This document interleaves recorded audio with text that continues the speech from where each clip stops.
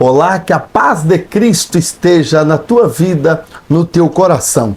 Eu também quero enviar saudações do nosso presidente da convenção, pastor Arnaldo Candeias, e bem como também saudações de todos os membros da mesa diretora.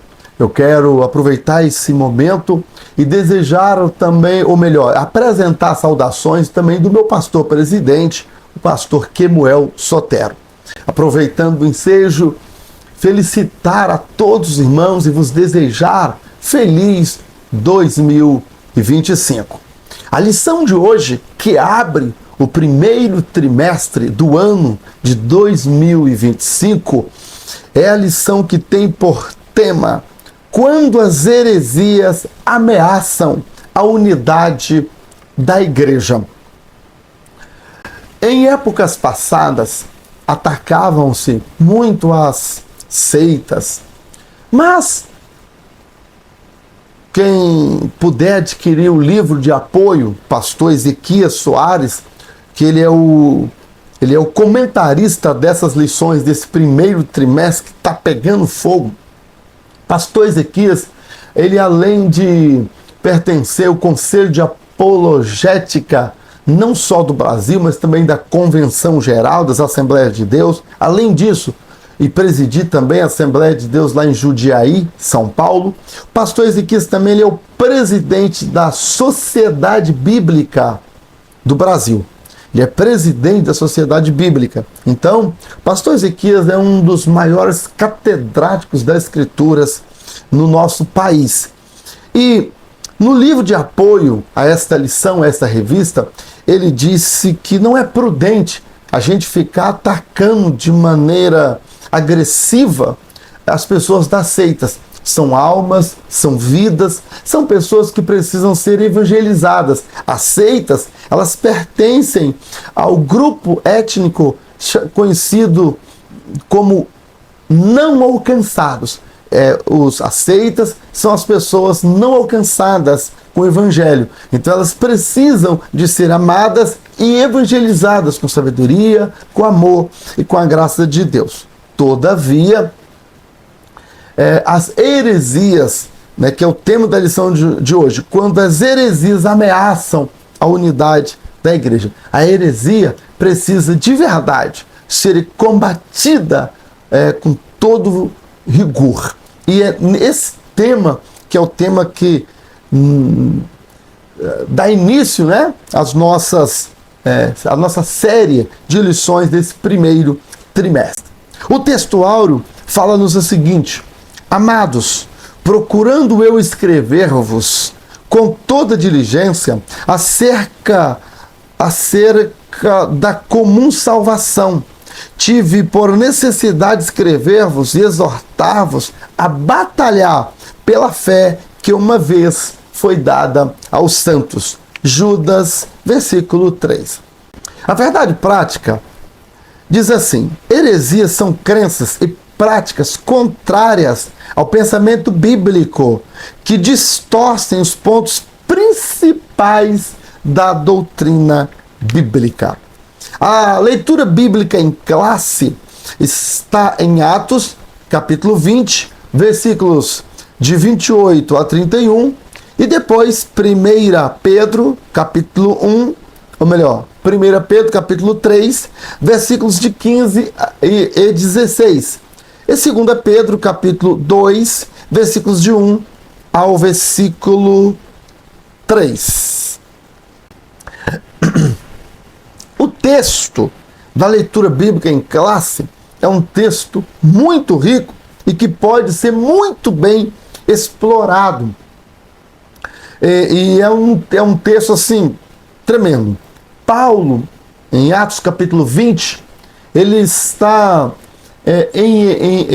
em Éfeso, e ele manda, ou melhor, ele está em Mileto e manda chamar os anciãos de Éfeso. Acho que é isso, deixa eu só conferir aqui, às vezes a memória pode trair a gente, Tá assim, Atos capítulo 20 e o versículo de número 17. De Mileto mandou a Éfeso chamar os anciãos da igreja. Então é isso. Paulo estava em Mileto e pede para os presbíteros, os pastores, né, bispos que estavam em Éfeso, né, vir a ter com Paulo em Mileto. E ali Paulo então orienta aqueles obreiros. E entre as orientações está no versículo 28 do capítulo 20 de Atos, que ele diz assim: olhai por vós e por todo o rebanho sobre que o Espírito Santo vos constituiu bispos, para apacentardes a igreja de Deus, que ele resgatou com seu próprio sangue. E o texto continua dizendo, versículo 29, porque eu sei isto, que depois da minha partida, entrarão no meio de vós lobos cruéis, que não pouparão o rebanho, e que dentre vós mesmos se levantarão homens que falarão coisas perversas, para atraírem os discípulos após si. Portanto, vigiai, lembrando-vos de que durante 3 anos não cessei noite e dia de vos admoestar com lágrimas a cada um de vós. Note, ele fala, olhai por vós e por todo o rebanho. Então, olhai, cuidai, vigiai, proteja, é isso que Paulo está falando. O rebanho que o Espírito Santo vos constituiu bispo, para apacentardes a igreja de Deus. A igreja, ela não é nossa, não é de homens. A igreja ela é de Deus. Os pastores são constituídos para proteger a igreja contra os lobos que se infiltram dentro das igrejas com heresias, com ensinamentos distorcidos e que levam a pessoa à perca da salvação, a desvios. E o pior, quando a pessoa acredita numa heresia, ela pensa que está certa. Ela pensa que está indo para o céu, ela pensa que está na denominação certa, mas às vezes está de passos largos para a perdição, porque são mentiras encobertas de aparentes verdades, não é? Então, olha como é que o tema é quente. E Paulo está orientando os pastores aqui. E esse ensino foi necessário naquela época, só que agora, mais ainda. Então, esse é o tema da nossa lição. Antes de continuar, eu quero te pedir que você comente aí vai no chat, comente, dá o seu joinha. Sabe por quê? Quando você dá o joinha, quando você comenta aí no chat, o YouTube entende que esse conteúdo é relevante. Então o próprio YouTube manda para muitas pessoas e essa mensagem vai chegar muito longe por causa de um clique, um comentáriozinho que você pode fazer em menos de 1 minuto, ok? Muito bem. Logo na introdução da nossa lição, nós temos aqui uma palavra sobre a importância de defender, de proteger a igreja das heresias. Heresias surgiram naquela época e agora muito mais. Existem os motivos pelos quais as pessoas tentam distorcer a palavra. Você já viu alguém dizer que a Bíblia não é a palavra de Deus, que ela apenas contém? Isso é uma heresia. Então, se as pessoas não forem preparadas para poder refutar, combater, rejeitar as heresias, daqui a pouco a pessoa está dentro da igreja com um pensamento pecaminoso. Então, por isso, a importância dessa lição. O ponto 1 da nossa lição está assim: as ameaças dos lobos vorazes. O subtópico 1, os cuidados pastorais. Lembra que eu falei que Paulo estava em Mileto, mandando chamar os anciãos de Éfeso? A palavra ancião ali no português, mas no grego é a palavra presbiterói, que significa presbítero. Presbítero. E no versículo 28, é assim: olhai por vós, Paulo está falando com os anciãos, com os presbíteros. Olhai por vós que o Espírito Santo vos constituiu bispo. Chama os presbíteros de bispo. E depois fala assim: para que apacentardes a igreja de Deus. Quem apacenta é pastor. Então note que 3 títulos, presbíteros, bispo e pastor, é atribuído para as mesmas pessoas naquela reunião.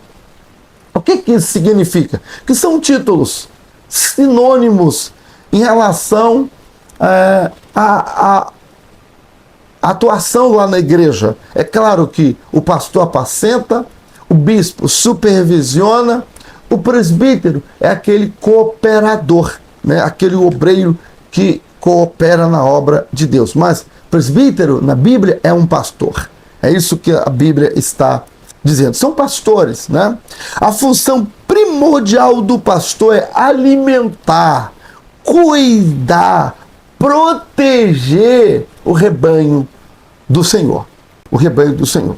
Então, cuidados pastorais. Então, pastor, ele precisa ser uma pessoa preparada para poder cuidar, para poder proteger, preparada para proteger. Paulo, quando ele escreve a sua carta a Tito, Paulo, olha como é que ele se expressa. Aqui ele começa, Tito capítulo 1, Paulo cita o perfil do pastor. Por esta causa, versículo 5, Tito 1 e versículo 5. Por esta causa te deixei em Creta, para que pusesse em boa ordem as coisas que ainda restam, de cidade em cidade estabelecesses presbíteros. Não viu aqui? Presbítero, pastor, né? Presbítero. Presbítero, como te mandei. Aquele que foi irrepreensível, marido de uma só mulher, que tenha filhos fiéis, que não possam ser acusados de dissolução, nem são desobedientes. Então são características de um bom pastor, né? Não pode ser acusado. Tem gente que é acusado, que se diz pastor, não paga, dá mau testemunho, né? Então, não pode ser pastor. Porque convém que o bispo seja irrepreensível, como dispenseiro da casa de Deus. A palavra dispenseiro, administrador, aquele que administra bem a casa de Deus. Não soberbo, nem iracundo, nem dado ao vinho, nem espancador, nem cobiçoso de torpe ganância, mas dado à hospitalidade. Versículo 9, retendo firme a fiel palavra, que é conforme a doutrina, para que seja poderoso, tanto para admoestar na sã doutrina, como para convencer contradizente. Note que o pastor ele tem que ser poderoso na Bíblia para convencer contradizentes. Quem são os contradizentes? São os das seitas e que ensinam heresias. Mas o pastor é aquela pessoa, o pastor que sabe cuidar do rebanho, ele é poderoso na Escritura. Senão, a pessoa pode até ser um pastor auxiliar, mas para ser um pastor, estar à frente de uma congregação, à frente de um rebanho, tem que ser poderoso na Escritura, não só para ensinar, mas para proteger o rebanho dos falsos ensinamentos, das heresias, né? Então, cuidado pastoral, guiar, proteger o rebanho, são funções do pastor. Depois, o subponto 2, né, ainda no ponto 1, está assim: depois da minha partida, entrarão no vosso meio lobos cruéis, vorazes, lobos cruéis, que não pouparão o rebanho. Então, Paulo está falando aqui depois em Pedro, né? Em 1 Pedro capítulo 2, versículo 1, diz que também Pedro falando, se levantarão no vosso meio falsos profetas. Então, tanto Paulo como Pedro, eles estão profetizando. Eles estão advertindo que no tempo de hoje, que nós estamos vivendo agora, no século 21, surgiriam pessoas ao longo da história da igreja que tentaria minar a força do evangelho. A origem dos falsos profetas. A origem dos falsos profetas. Ele surge no nosso meio. Surge dentro da própria igreja. São pessoas que estão entre nós, mas começam a distorcer a palavra de Deus. Quer ver uma coisa? Você já viu na Bíblia algum respaldo bíblico para poder consagrar uma mulher a pastora? Mas tem gente no nosso meio que defende essa ideia, mas não é uma ideia bíblica. Entende? Não tem apoio bíblico, não tem nenhuma irmã sendo ordenada a pastora. Não tem. Paulo diz que tem que ser marido de uma só mulher, diz que tem que governar a própria casa. O governo foi dado para o homem, não foi dado para a mulher. Mas note que dentro do nosso meio tem pessoas que levantam com ideias que não estão na Bíblia. Você já viu pessoas dizerem que os dons espirituais já cessaram? Um amigo meu, uma amiga, são missionários, são obreiros, ele é pastor, cresceu junto com a gente. Só que, recentemente, esse ano, em março, eu tive com esse irmão, e esse colega de ministério disse que falou em língua, mas não acredita mais no dom de línguas hoje, que não é mais necessário. Entende? Então, como é que surge os falsos profetas? Como é que surge os hereges? No nosso meio, dentro da igreja. E não estou inventando, é a Bíblia que diz. Quer ver? Olha, Paulo escrevendo aos irmãos, Paulo falando, quem escreve isso é Lucas, né, em Atos. Atos capítulo 20, versículo 29, porque eu sei que depois da minha partida entrarão no meio de vós, lobos cruéis. Agora, 1 Pedro, ou melhor, 2 Pedro capítulo 2, versículo 1, também houve entre o povo falsos profetas, como também entre vós haverá falsos doutores, falsos ensinamentos, entre vós. Então, é entre nós que surge, ok? E essas pessoas, elas surgem com um discurso bonito, com um discurso moderno, convincente. Coisas que outrora eram ensinadas, agora. E se você perguntar assim, mas onde é que isso está na Bíblia? E a pessoa fala, não, mas a Bíblia também não ensina tudo, não. Na Bíblia também, poxa, aí você está querendo demais, né? Quantos anos a Bíblia foi escrita? Entende? Então, são pessoas que, não tem como elas, essas pessoas, o que a Bíblia diz para elas não é suficiente. Elas têm que inventar algo que não está na Bíblia. Quer ver uma coisa? Você deve conhecer pessoas que unge foto, unge roupa, unge casa, unge carro. Mas onde é que está na Bíblia? Qual é a recomendação da Bíblia que nós devemos ungir objetos? Não tem recomendação bíblica para ungir objetos. A Bíblia, no Novo Testamento, a Bíblia diz que se tivesse alguém doente, aí sim, chama o presbítero da igreja e ungisse a pessoa, e a oração da fé salvará o doente. Eu tenho um amigo meu que ele tem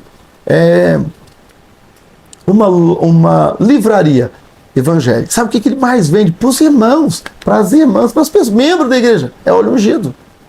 Qualquer pessoa pega óleo e está ungindo. Mas membros não podem ungir. Só os obreiros, só presbítero, pastor, evangelista, que pode ungir pela Bíblia. Os membros não podem sair ungindo assim. Missionários não podem sair ungindo as pessoas. Não há respaldo bíblico. A Bíblia diz, chama o presbítero da igreja. Está se referindo ao pastor. Entende?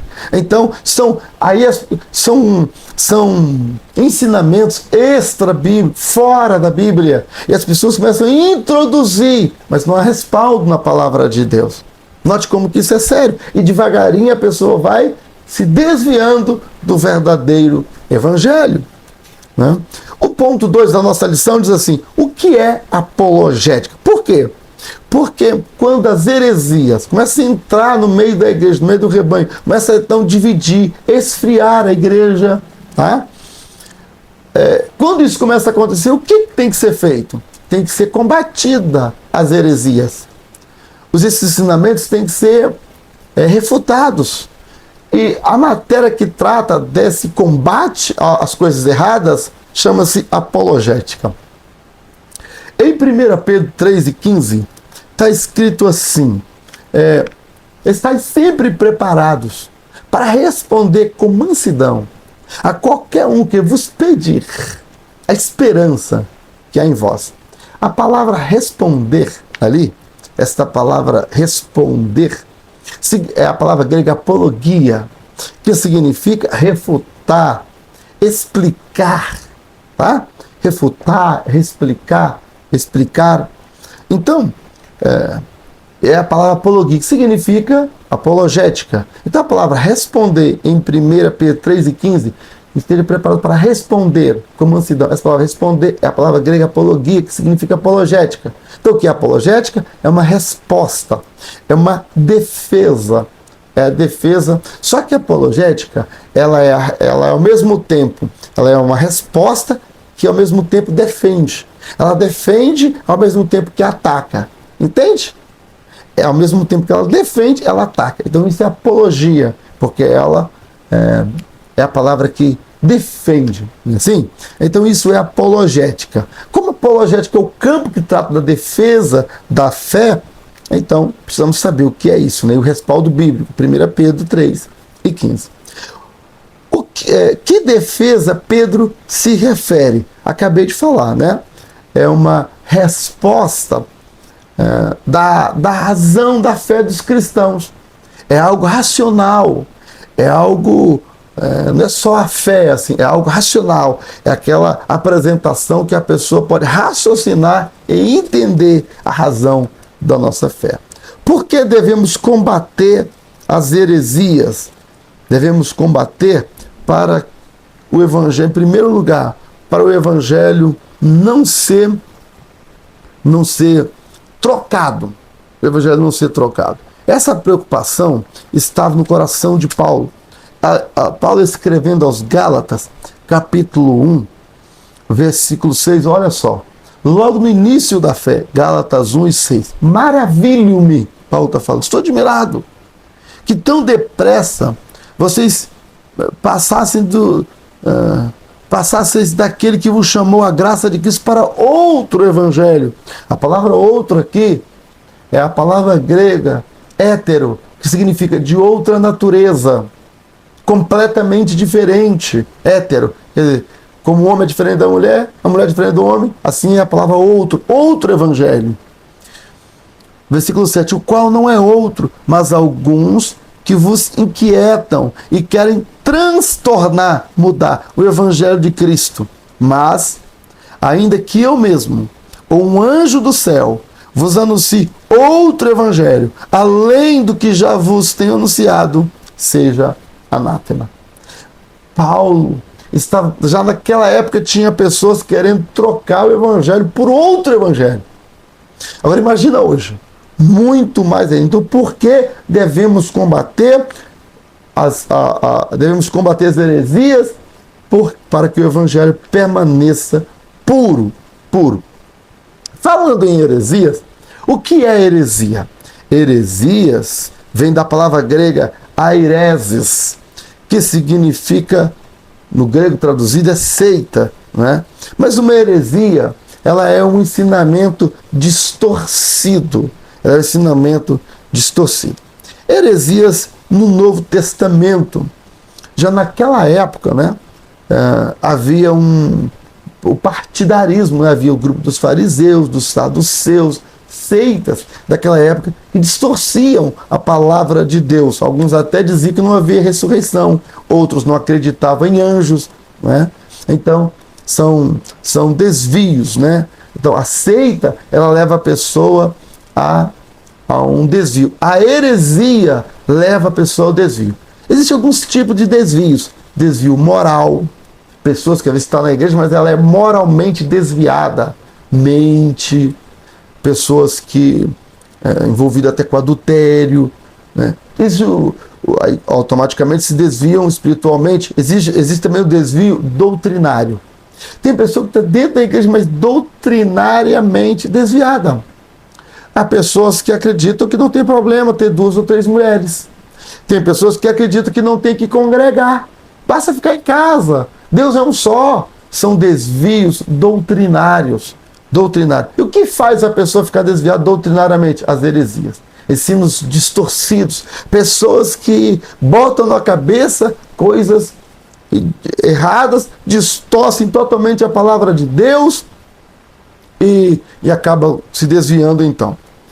O interessante é que as heresias, elas levam a pessoa à perdição.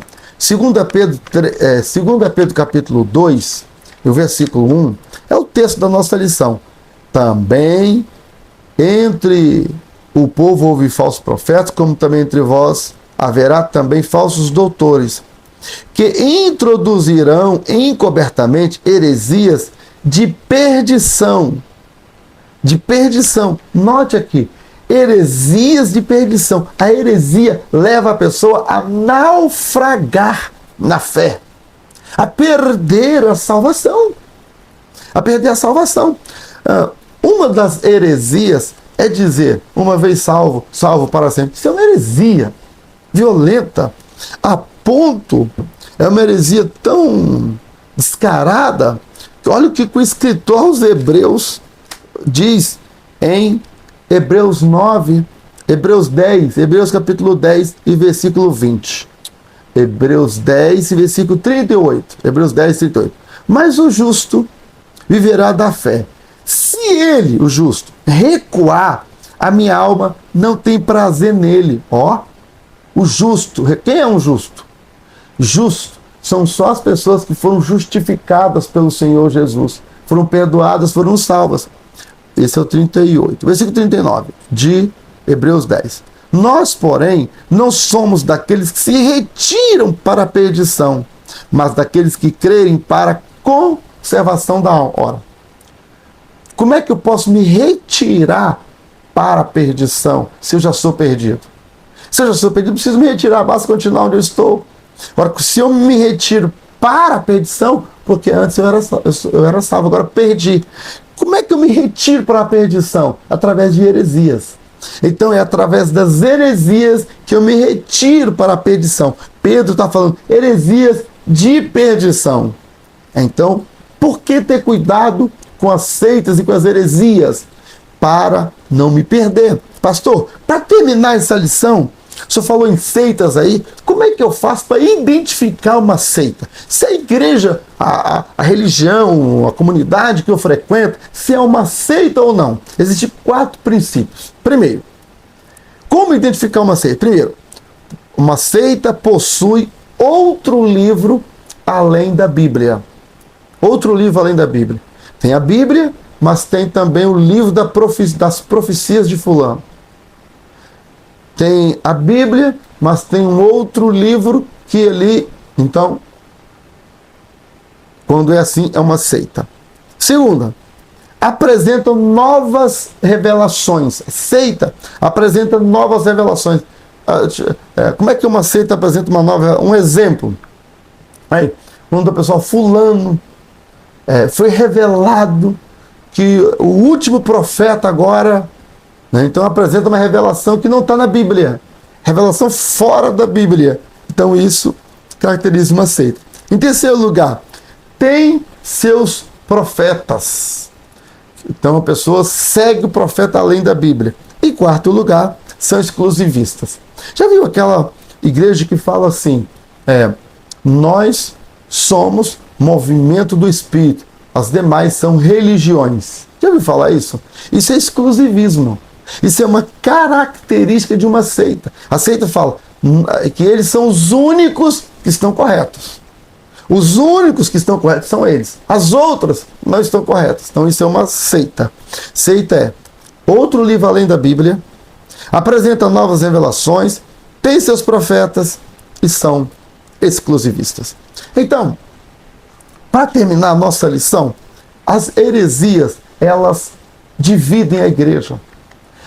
Ensinamentos heréticos, os heréticos, eles têm pensamentos que não batem com a Escritura. Então, divide, esfria a igreja e, por fim, leva a pessoa a ficar fora da igreja, sem congregar. Então, estão atingidos pelas heresias. E acabando se tornam uma seita. Heresias de perdição que pode levar a pessoa até o inferno. Então, para evitar isso, tem os pastores para ensinar e cuidar do rebanho. nesse trimestre, nós vamos estar estudando. E a próxima lição é sobre somos cristãos. Nós vamos estudar na próxima lição sobre o verdadeiro cristão. Porque ser cristão hoje está virando uma moda. Ser cristão hoje está virando assim status.